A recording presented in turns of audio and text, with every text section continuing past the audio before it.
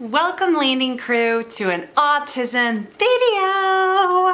So we are in the month of April. This is Autism Awareness Month, and usually I don't put too much stock into it as autism awareness should be every day of the year, but I decided to use this month to make an autism video every single day of April. So today's video is going to be about the signs of autism in infants.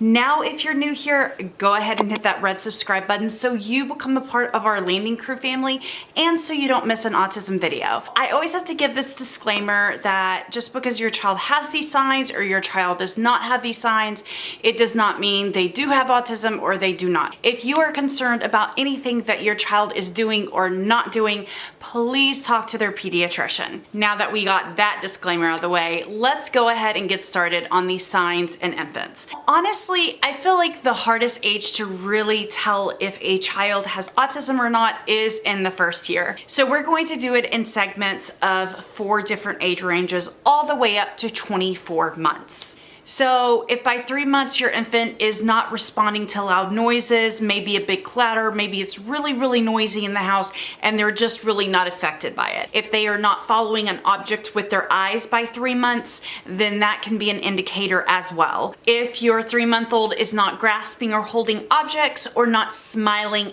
at people, then that can be an indicator as well. Now that's different than just smiling. Even with a child that ends up being on the spectrum, it is normal for them to smile even at an early age, but it is about smiling at people because it's that social interaction. If your 3-month-old doesn't babble or does not pay attention to new faces. So by 3 months old, your baby really isn't doing much anyway, but there are little sounds that obviously infants make. If they're not making those like babbling little just cooing sounds by 3 months, that could be an indicator. And if a new person comes up and they really don't seem affected by it one way or the other, that can be an indicator as well. Now, it's of course really difficult by 3 months of age to really tell if a child has autism or not, but these are just some of the things that you can of course look for to just kind of be on the alert. I do remember my son Noah, and I really didn't introduce myself and like how I'm in autism or whatnot, but I actually have a 10-year-old son, Noah, who is diagnosed with autism spectrum disorder, and then we are getting our 2-year-old son Alexander evaluated right now as he's having some red flags. But I remember when Noah was a baby, like he smiled, but he really didn't smile at people, and he was a late smiler, if that makes sense. If by 7 months old, if your baby is not turning their head towards sound, maybe something drops on the floor and they don't turn to look at what's in that direction, that can be an indicator. If by 7 months old, if your baby isn't laughing, squealing, or really showing affection to you or other people, that can definitely be a red flag. I know there's a misconception that with autism, like, they're not affectionate or they lack emotion or affection, and it's really not that. It's just they showed it in a different way, but as a young baby, of course, that's really hard to convey. I know it took Noah quite a while before he could show affection appropriately. The next thing is if your baby doesn't smile on her own. Like if you're having to really prompt them to smile a lot. Also, if she's not reaching for objects or they're really not participating in like peekaboo or different things like that, you're not getting a response from them or a reaction from them, that can be a red flag. By 7 months old, Noah really did not have any signs or anything like that that I really thought was abnormal. Of course, I can look back and think, oh, he was a really quiet baby, just like a perfect baby, hardly ever cried, but he was definitely different. There was just something different about him. Let's go to 12 months old, because I feel like 12 months to 24 months is really when we start seeing some real signs, and we can kind of be like, okay, this is definitely different from a neurotypical baby. By 12 months old, if they are not walking or saying single words, like any single words, that's really a red flag. Of course, with the speech, every child develops at their own rate, but that is definitely something you want to be looking out for. I will say that's the red flag that Noah had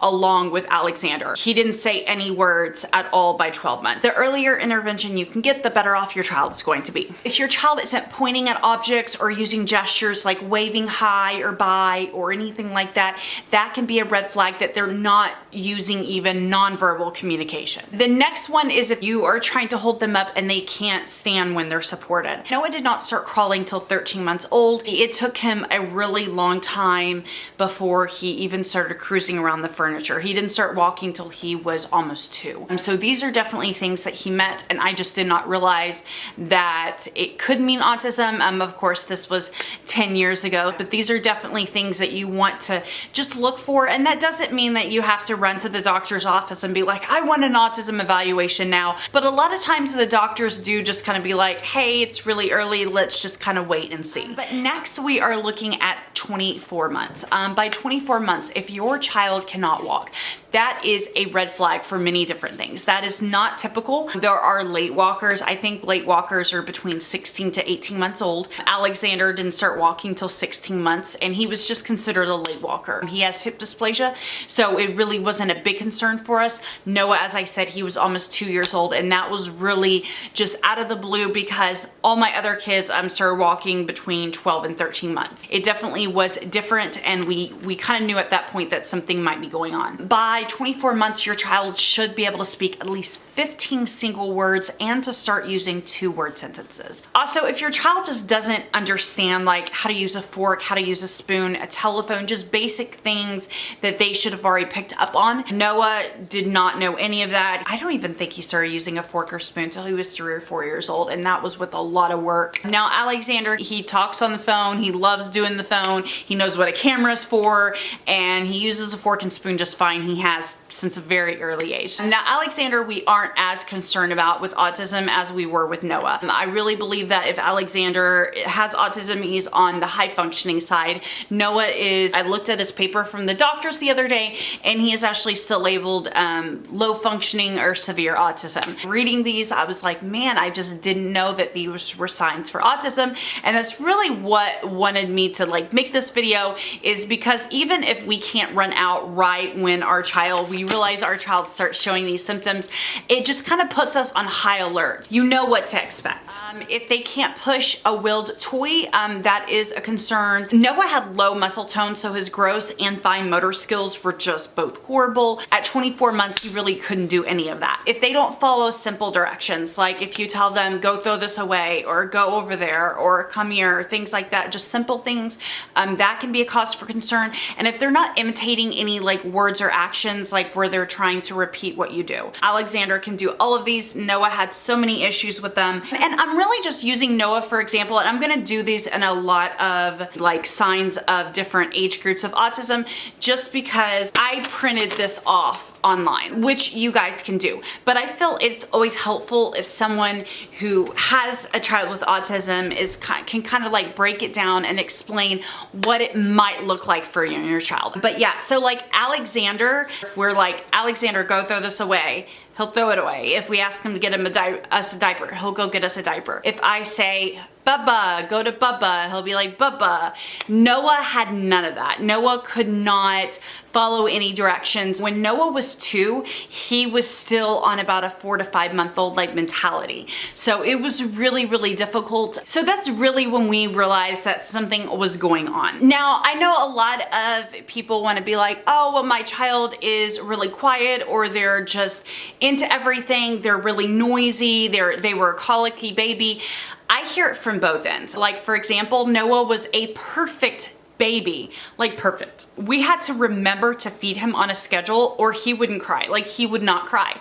But then I've heard it from other ends where parents of autism were like, no, my child was like colicky for like 2 years. Like it was just so horrible. So those really aren't good indicators because those are really specific to each child and every child can be different. So that's kind of that on the signs of infants. If any of you parents of autism have any specific signs that you remember seeing in your child, please comment them below so other parents coming through can kind of read and see, as this is again just a printed off list online. We know when dealing with our children it's a spectrum and there are many different signs and symptoms that we can look for. So we definitely want to be helpful, but thank you guys so much for watching. Thank you for coming along with another autism video.